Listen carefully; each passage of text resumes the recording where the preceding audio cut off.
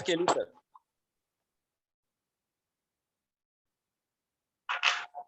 नमस्कार बच्चों, मैं सचिन काशीनाथ कांबले एसजी बर्वे नगर स्कूल से का अध्यापक बोल रहा हूँ। आज हम लोग इतिहास में अंतरराष्ट्रीय समस्या इस पाठ का शेष भाग पढ़ने वाले हैं। यहाँ पर इस भाग में हम विश्व की समस्याओं के बारे में जानकारी हासिल करने हैं। साथ में इस समस्याओं पर अंतरराष्ट्रीय स्तर पर क्या-क्या कार्य किए गए हैं उनके बारे में भी जानकारी हासिल करने वाले हैं। आप लोग ने इसके शेष भाग में पहले ही मानव अधिकार, अंतरराष्ट्रीय व्यवहार में मानव अधिकार की अवधारणा का उदय, साथ ही मानव अधिकार और भारत, साथ ही पर्यावरण, इन पर जानकारी हासिल की है।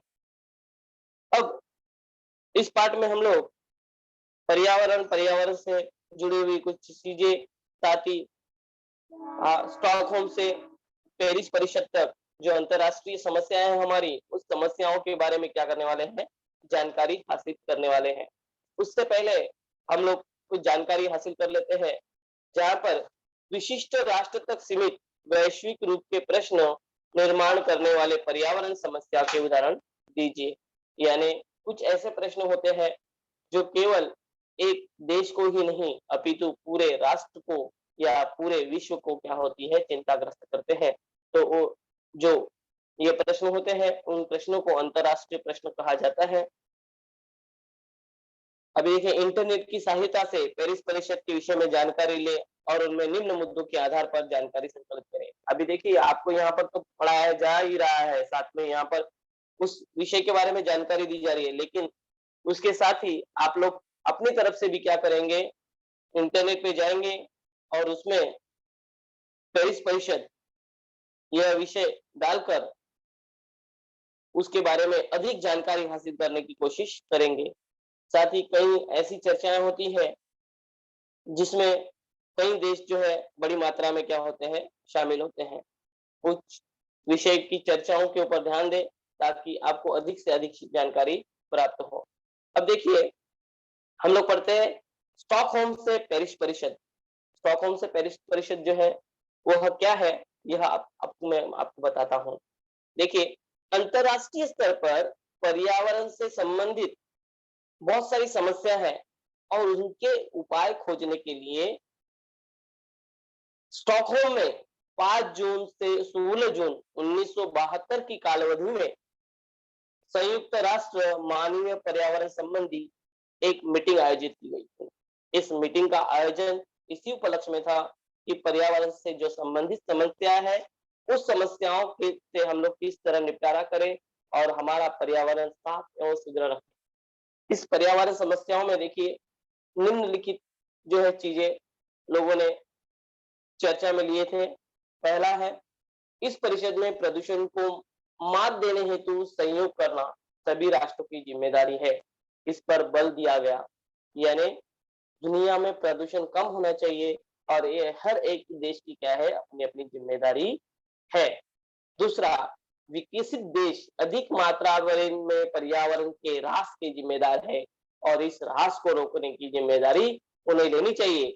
ऐसी भूमिका विकासशील राष्ट्रों ने ली। आज भी विकासशील राष्ट्र यही भूमिका प्रस्तुत करते हैं। अब देखिए कैसे हमारे विश्व में कई विकसित राष्ट्र है और वहां पर क्या हुई है, डेवलपिंग ज्यादा हुई, यानी विकास ज्यादा हुआ है और विकास ज्यादा होने के कारण वहां पर बड़े मात्रा में पर्यावरण से छेड़छाड़ की गई और पर्यावरण से छेड़छाड़ करने के कारण प्रदूषण की मात्रा बढ़ने के लिए यही राष्ट्र जो है मुख्य स्तर पर क्या है, वजह है और इसी वजह से सबसे ज्यादा जिम्मेदारी इन्हीं राष्ट्रों की है। यह बात मानी गई है। आगे देखिए, इस परिषद में पर्यावरण के लिए काम करने वाली गैर सरकारी संस्थाएं उपस्थित थी। इस परिषद की ओर से एक विशेषता है। अब देखिए, यहाँ पर ये मीटिंग हुई तो इस मीटिंग में हर एक देश की सरकार की सदस्य तो थे ही, लेकिन साथ में कई निजी संस्थाएं थी, यानी एनजीओ थी, जो राष्ट्र स्तर पर काम करते हैं, अंतरराष्ट्रीय स्तर पर काम करते हैं, तो वो लोग भी थे।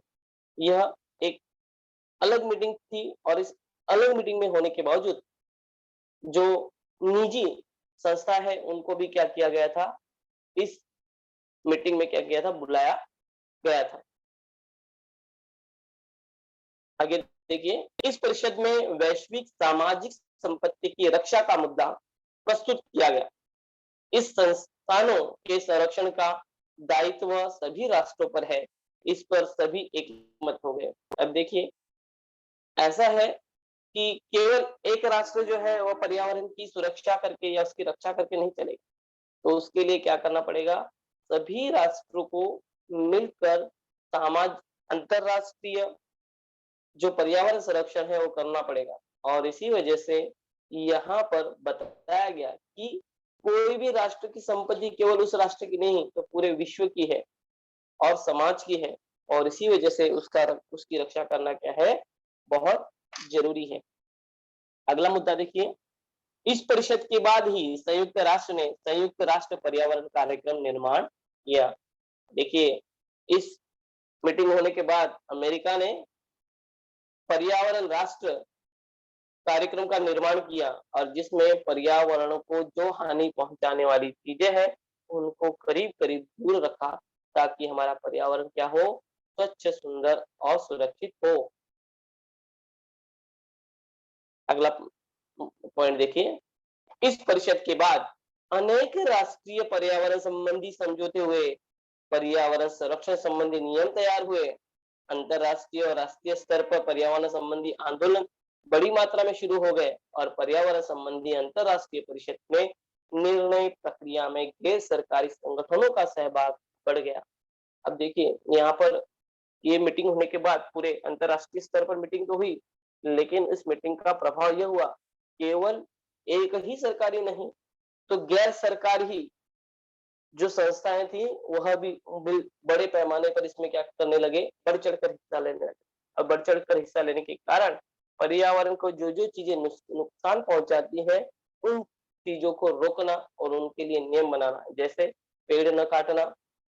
इतना ही नहीं, हमारे यहाँ पर अलग अलग जानवर हैं उनको न मारना, प्रदूषण समस्या कम करना, बड़ी बड़ी कंपनियों के धुएं के कारण लोगों का स्वास्थ्य खराब हो रहा है, उसके लिए बड़ी बड़ी लंबी लंबी चिमनियां बिठाना, ताकि धुआं जो है वो सीधा क्या हो, ऊपर गगन तक पहुंचे, नीचे आने के लिए उसको समय न मिले। साथ ही कई केमिकल कंपनियां हैं जिनका रिझाव जो है वो सीधा नदियों में, पानी में, तालाब में किया जाता था, तो उसको रोकना। ऐसी कई चीजें और कई नियम जो है अब बनाए गए। आज देखिए, हमारे यहाँ तो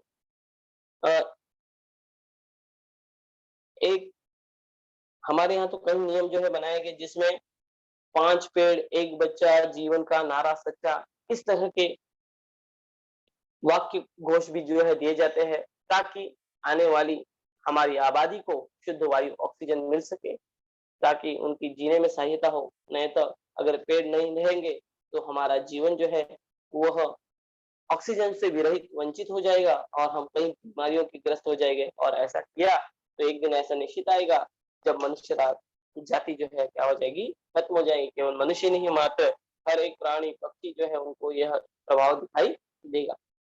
अगला देखिए मुद्दा, इसका अलग चरण अर्थात 1992 में हुई रियो में हुई पर्यावरण परिषद। इस परिषद में स्थायी विकास पर अवधारणा पर बल दिया गया, जिसमें जैविक विविधता, हरित गृह, वायु के कारण वातावरण में होने वाले परिवर्तन, जंगल की रक्षा आदि विषय पर विविध समझौते किए गए।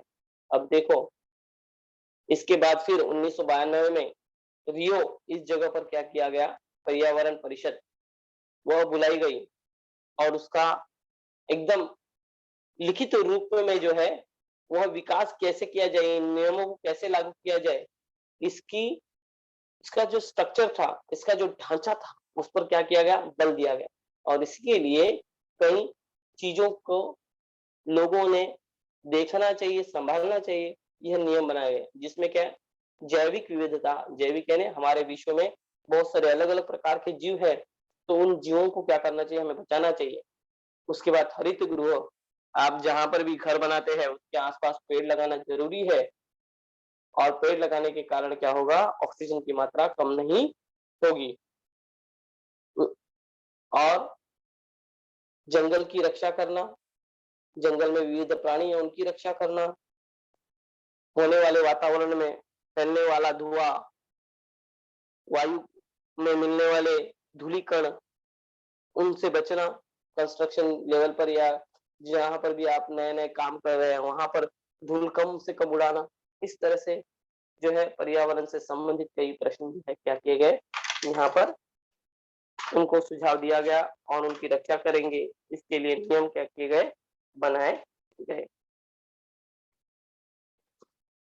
उसके बाद बच्चों वर्ष 1997 क्वेटा में आयोजित फिर एक मीटिंग बुलाई गई, जिसमें विकसित देशों में जलवायु का परिवर्तन रोकने के लिए मापदंड निर्धारित किए गए और यह मापदंड 15 वर्षों तक जारी रहा। मापदंड मतलब देखो, जलवायु यानी हम लोग के यहाँ बड़ी-बड़ी कंपनियां बनती है, तो उन कंपनियों का जो कचरा होता है, कूड़ा होता है, वो क्या किया जाता है, सीधा ड्रेनेज के माध्यम से समंदर में छोड़ा जाता है और इसके वजह से समंदर में भी मछलियों के लिए, जीवों के लिए हानिकारक है और इसी वजह से उनके ऊपर भी क्या की गई, तो रोकथाम की गई और उनको वह जल जो है खराब पानी है या कूड़ा कचरा वाला है, उन कूड़े कचरे वाले पानी को फिल्टर करके ही समंदर में छोड़ दिया जाए, ऐसा नियम बनाया गया ताकि आने वाले समय में बड़े पैमाने पर समंदर में या फिर का पानी में क्या न हो, कचरा कूड़ा न डाला जाए और पानी शुद्ध रहे और यह नियम जो है करीब-करीब 15 वर्षों तक लागू किया गया। उसके बाद 2015 में पेरिस में जलवायु परिवर्तन विषय में अलग और एक मीटिंग आयोजित की गई, जिसमें सभी राष्ट्र जलवायु परिवर्तन रोकने के लिए, तापमान वृद्धि रोकने के लिए आपसी सहयोग के साथ प्रयत्न करें और यह आवश्यक है ताकि तकनीकी ज्ञान प्राप्त करने के लिए विकसित राष्ट्र इसमें क्या करेंगे, सहायता करेंगे। अब क्या हुआ, फिर 2015 में पेरिस एक मीटिंग बनाई गई। उस मीटिंग के अंतर्गत बताया गया कि अब जो है हमको जलवायु को क्या करना है, सुरक्षित करना है और जलवायु को सुरक्षित करना है, तो उसके लिए जो अविकसित राष्ट्र है, विकसनशील राष्ट्र है, उनको बड़े-बड़े जो राष्ट्र है, जिनको ये समस्या पहले से मालूम पड़ रही है, उन्होंने जो उसके पे उसकी सुरक्षा के लिए टेक्नोलॉजी रखी है, उस टेक्नोलॉजी को क्या करें, ये विकसित अविकसित राष्ट्र, विकसनशील राष्ट्र इनको बताया जाए ताकि जलवायु शुद्ध रखने के लिए वह उनकी मदद हो। इस तरह से लेन-देन करने से हर एक देश जो है वह जलवायु के जो बुरे परिणाम है उससे बच सकते हैं। देखो बच्चों, आप जानते हैं महासागर, गहरा समुद्र तल, वातावरण, बाह्य अंतरिक्ष अनुवंशिक संस्थान का समावेश वैश्विक संस्थान में होता है। ये संस्थान विश्व के सभी राष्ट्रों के होने के कारण सभी राष्ट्र द्वारा उनकी देखभाल करनी चाहिए। मैंने बताया ना भैया अब आपको कि समंदर जो है वो किसी एक देश की प्रॉपर्टी नहीं है, क्योंकि समंदर का पानी क्या होता है, गोल-गोल घूमता है, तो यहाँ से वहाँ से यहाँ सब जगह जाता है और इसी वजह से समंदर में जो भी प्रदूषण हो रहा है, उन प्रदूषण को रोकना पूरे विश्व की अंतर्राष्ट्रीय समस्या है और इसी वजह से हर एक राष्ट्र की जिम्मेदारी होती है कि उसको उसकी क्या करे, देखभाल करे, बड़े पैमाने पर उस पे कूड़ा कचरा न डाले। आज भी देखिए आप समंदर के किनारे जाते हैं तो जो सामाजिक संस्थाएं हैं वो क्या करती है, समंदर किनारा साफ वगैरह कराती है, उसमें बॉटल्स वगैरह जो प्लास्टिक डाला जाता है उसको साफ किया जाता है, क्योंकि हम लोग क्या है, बड़े लापरवाह है और लापरवाही के कारण हम लोग क्या करते हैं, वो सारी चीजें समंदर में किसी न किसी मार्ग से जाती है तो उसको न डाले, उसका सही उपयोग किए, उसका फिर से उपयोग होना चाहिए, रीयूज जिसे कहते हैं। और इसी कारण अगर हम समंदर को जितनी अच्छे से रखें, साफ सुथरा रखें, उतना जो है हमारे लिए और समुद्री जीवों के लिए बहुत अच्छा है। अब देखिए दुनिया की विश्व की सबसे बड़ी एक समस्या है, वह है आतंकवाद। आज आतंकवाद जो है हर देश में फैला हुआ है और कोई ऐसा राष्ट्र नहीं बचा है जिनको आतंकवाद का सामना करना नहीं पड़ रहा है और इसी वजह से आतंकवाद से निपटने के लिए हर एक देश जो है वह बड़े पैमाने पर खर्च कर रहा है और इसीलिए यह एक वैश्विक समस्या बन गई, यानी अंतरराष्ट्रीय स्तर पर यह समस्या बन गई है। अब देखिए आतंकवाद से तात्पर्य क्या है, कभी कभी कुछ राजनीतिक उद्देश्य से, यानी कुछ अपनी सत्ता पाने के लिए, अपना दमखम दिखाने के लिए कुछ लोग क्या करते हैं, संगठन बनाते हैं और वो संगठन बनाकर सर्वसामान्य और आम लोगों को क्या करते हैं, मारते हैं, काटते हैं, उनको धमकी देते हैं, उनको डराते हैं और आतंक फैलाना ही आतंकवाद का क्या है, पहला लक्ष्य। आतंकवाद जो है वो संगठित और नियोजित पद्धति से की गई हिंसा होती है। मतलब प्लान वगैरह करके वो लोग क्या करते हैं, आम लोगों को या वहाँ की सरकार को तकलीफ देते हैं ताकि सरकार जो है उनसे डरे और उनकी मांगे क्या करे, पूरी करे। इसी को क्या कहा जाता है, आतंकवाद। आतंकवाद का देखिए अंतरराष्ट्रीय राजनीति पर बहुत बुरा प्रभाव पड़ा है। अगर हम लोग पिछले 2 दशकों की बात करें तो विविध राष्ट्रों में बड़े पैमाने पर आतंकवाद से क्या कर रहे हैं, सामना कर रहे हैं और दिन ब दिन आतंकवाद जो है वो क्या हो रहा है, बढ़ ही रहा है। साथ ही आतंकवाद में जो है बहुत बड़े-बड़े पैमाने पर आजकल युद्ध हो रहा है।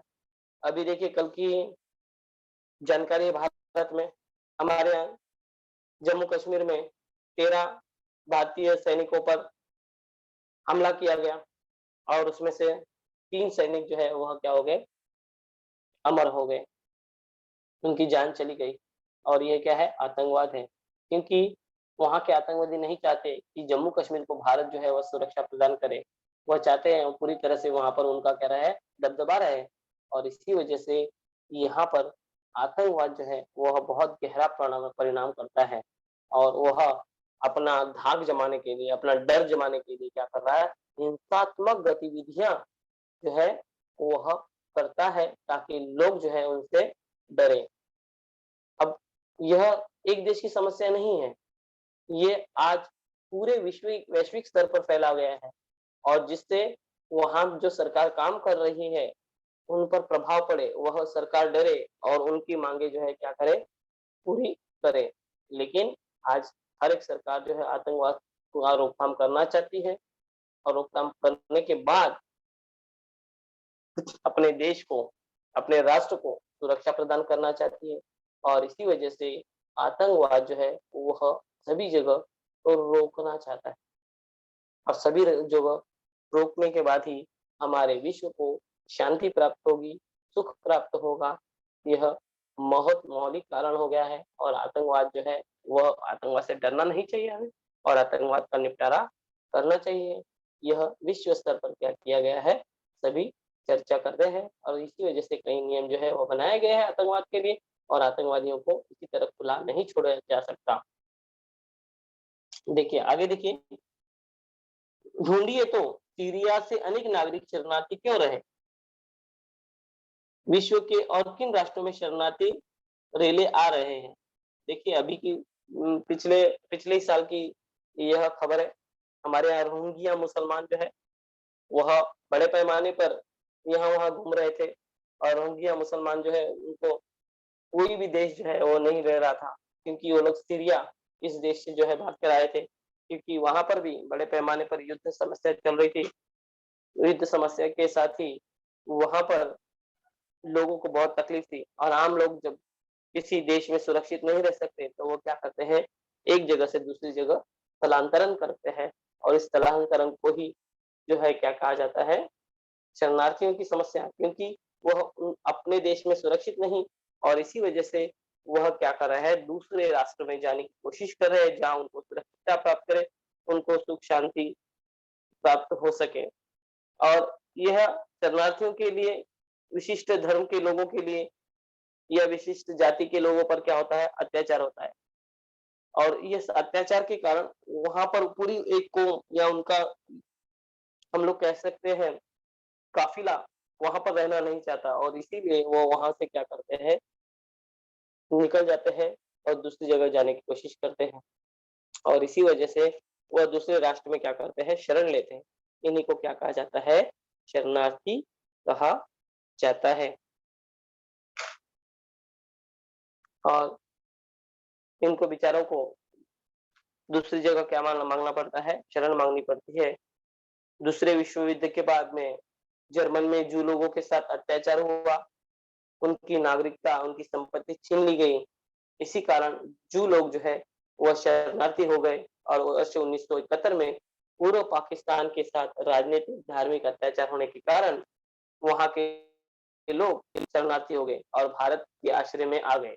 विगत कुछ वर्षों में इराक और सीरिया में युद्धजन्य परिस्थिति के कारण वहां से बड़ी मात्रा में शरणार्थी होकर लोग क्या हो गए, बाहर निकल रहे। शरणार्थियों के ऐसे अनेक उदाहरण आपको बताया जा सकते हैं। दूसरा, किसी भी राष्ट्र के लोग जब शरणार्थी को अर्थात अपना देश छोड़ने की नौबत आती है तब उनकी समस्याओं का सामना करना पड़ता है। महत्वपूर्ण समस्या तो यह है कि अपना देश छोड़कर कहाँ जाए और क्या वह राष्ट्र हमें स्वीकार करेगा, यह प्रश्न उनके सामने होता है। दूसरे अर्थात आपके साथ परिवार के लोग सुरक्षित रूप से ले जा सकना जबरदस्त शारीरिक और मानसिक तान होता है। इसके साथ ही कई रास्ता छिपते छिपाते जहाँ प्राकृतिक समस्या जैसे धूप, वर्षा, आंधी, तूफान, खाद्यान्न का अभाव, बीमारी, पीछा करता शत्रु आदि समस्या होती है। इसी कारण लोग जो है मर भी जाते हैं और सुरक्षित स्थान पर पहुंचने पर नई समस्या होती है, काम की तलाश, रहने की जगह, रोजमर्रा की जिंदगी में समस्याओं का सामना करना और दूसरे राष्ट्र तथा उनकी भाषा, उनकी संस्कृति भिन्न होगी तो उन्हें तादात्म्य में होनी अड़चने आती है। बड़े पैमाने पर राष्ट्र में शरणार्थी आश्रय ले रहे हैं, वहां का आज उन्हें स्वीकार करेगा ऐसा कहा नहीं जा सकता। साथ ही विपरीत विपरीत शरणार्थियों की संख्या बढ़े जाने के कारण राष्ट्र पर क्या होता है, बहुत बड़े पैमाने पर बोझा पड़ता है। जीवन आवश्यक वस्तुओं की मांग बढ़ जाती है, जीवन आवश्यक वस्तुओं की किल्लत पड़ जाती है और इसी वजह से अपराधीकरण क्या होता है, बढ़ता है और इसी वजह से किसी भी राष्ट्र को शांति और सुव्यवस्था समस्या निर्माण होने की बहुत चिंता होती है और इसी वजह से कोई भी राष्ट्र अधिक पैमाने पर अगर शरणार्थी हो तो उनको उनका पुनर्वसन करने के लिए तैयार नहीं होता या उन्हें आश्रय देने के लिए तैयार नहीं होता। यह क्या होता है, सबसे बड़ा कारण होता है। उसके बाद शरणार्थियों से संबंधित अंतर्राष्ट्रीय स्तर पर 1951 में कुछ प्रावधान किए गए। इसके अनुसार शरणार्थियों की इच्छा के विरुद्ध उसके मूल देश में वापस नहीं भेजा जा सकेगा, मतलब उनकी इच्छा न हो तो उनको अपने देश में वापस कभी नहीं भेजा जाएगा। उसी प्रकार उनके प्रश्न हल करने के लिए संयुक्त राष्ट्र के उच्च आयुक्त का कार्यालय भी स्थापित किया गया है, जिसमें मानव अधिकारों का संरक्षण और उसका संवर्धन, सभी राष्ट्र द्वारा किए जाने वाले अन्याय, शोषण तथा हिंसाचार कम होंगे, सभी लोगों को सुरक्षा के साथ अपना विकास करना संभव पाएगा।